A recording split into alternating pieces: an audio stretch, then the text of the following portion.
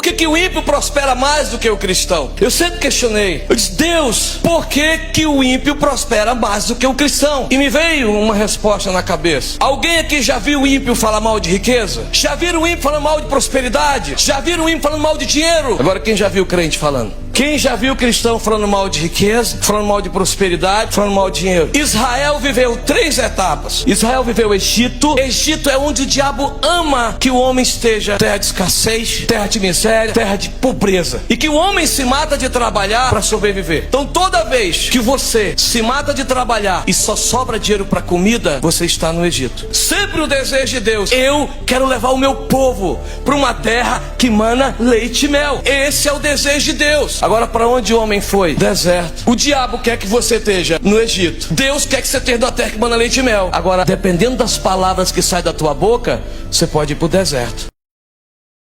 Olha, Jesus foi levado pelo Espírito de Deus para o deserto, mas para a teologia coach da prosperidade, isso será sempre um grande problema.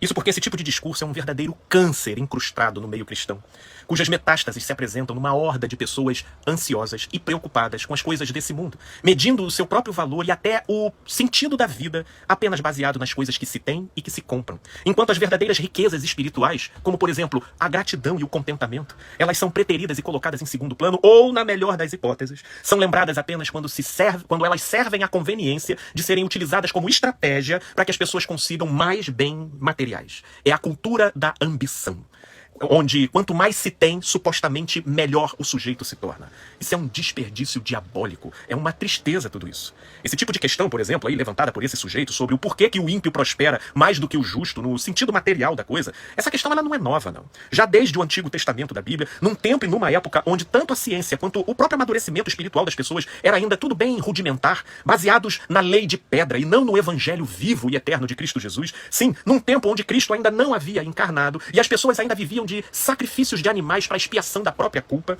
mesmo assim, essa questão já era levantada lá naquela época. E mesmo nessa época, já se tinha uma resposta consideravelmente avançada e madura para os padrões e cultura daquela época.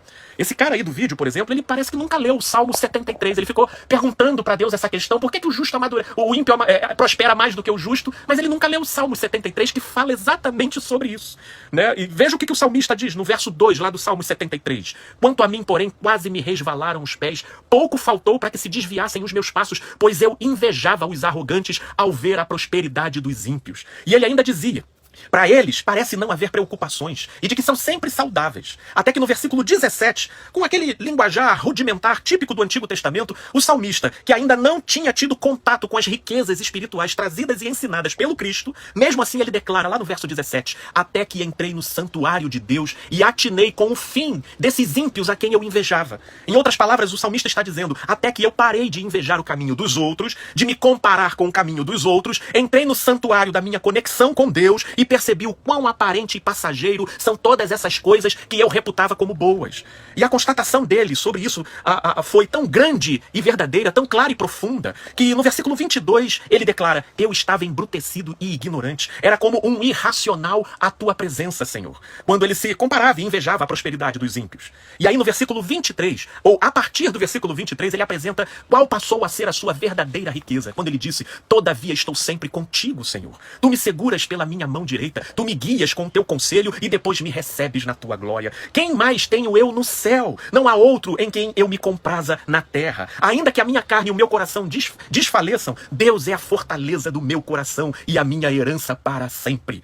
Oh, meus amigos, eu afirmo para vocês, dinheiro nenhum consegue comprar a paz decorrente dessa confiança. Mas como as pessoas confiarão nessa inefável riqueza espiritual disponível para todo o que crê, se muitos pastores, ditos representantes de Deus na terra, mesmo 2 séculos depois da plenitude dos tempos e da encarnação do Cristo, ainda insistem em tornar as riquezas materiais o maior tesouro e a suposta comprovação da maior bênção de Deus na vida de uma pessoa nessa existência? Não é à toa que esses templos deles vivem cheios de gente, mas seus membros vivem cheios de ansiedades, obstinações e preocupações. E até para o tal pastor aí convencer as pessoas sobre a suposta necessidade de que todos precisam ser ricos, né, e ir para a terra que mana leite e mel, como sendo supostamente a maior demonstração de bênção de Deus na vida delas, aquilo que ele usa como referencial esse exemplo para isso não é nenhum apóstolo, não é nenhum profeta da Bíblia, mas são justamente quem? Os ímpios.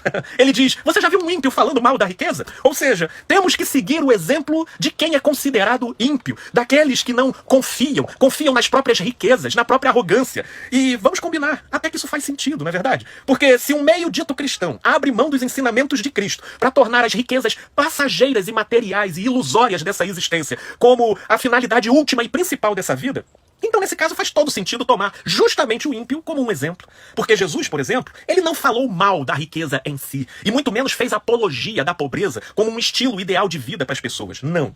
O que Jesus advertiu foi para com os perigos da riqueza sobre o coração das pessoas. No quanto que muitos lutam por riquezas ao ponto de se desumanizar. No quanto que elas confiam nas riquezas ao ponto de, sem a riqueza, elas se desesperarem. Mas como eu disse no início, tanto a teologia da prosperidade quanto a filosofia coach se tornaram um verdadeiro câncer no meio cristão. E como vocês podem ver, o extremismo sobre esse tipo de mentalidade já coloca de lado os personagens bíblicos como proposta de referência e utiliza os ímpios como sendo os supostos exemplos para o que eles reputam como sendo desenvolvimento e crescimento nessa vida. Enquanto os que procuram seguir os princípios do evangelho são interpretados ou como burros ou como ultrapassados na história. E se você acha isso normal, se você não se indigna com isso e não vê nada de diabólico nisso, olha, isso é sinal de que esse câncer já nos colocou num estado terminal. É para pensar, gente boa, paz e luz, meus amigos e amigas.